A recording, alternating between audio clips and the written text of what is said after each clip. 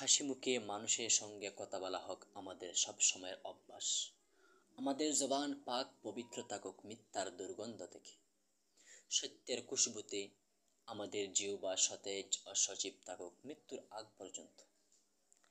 আত্মীয়তার বন্ধন সে তো পবিত্র এক বন্ধন, যা পৃথিবীতে শৃঙ্খলা এনে দেয় এবং জীবনে এনে দেয় তৃপ্তির সমাহার। আমাদের হৃদয় দৃঢ় প্রতিজ্ঞায় আবদ্ধ হোক যে আত্মীয়তার বন্ধনকে অটুট রাখবো।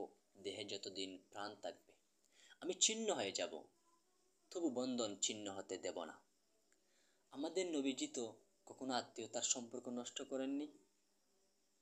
মনে পড়ে নবীজি যখন 40 বৎসর বয়সে হেরা গুহা থেকে খুবই ভীত কম্পিত হয়ে খাদিজার কোলে এসে আশ্রয় নিয়েছিলেন এবং বলেছিলেন, আমি তো আমার প্রাণের আশঙ্কা করছি।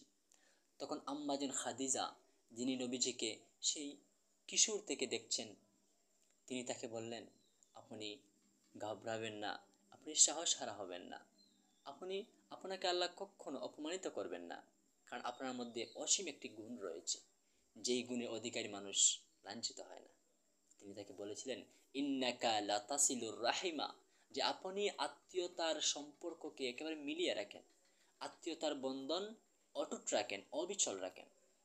তো আমরা তো এই নবীরই উম্মত, গর্বিত উম্মত, তাই না? প্রতিবেশী আমাদের জীবন যুদ্ধের সবসময়ের প্রত্যক্ষদর্শী। সামান্য প্রয়োজনে আমরা আগে প্রতিবেশীর কাছেই যাই। সাধারণত প্রতিবেশীর সাথে ভালো ব্যবহারে খুব তাগিদ দিয়েছে ইসলাম।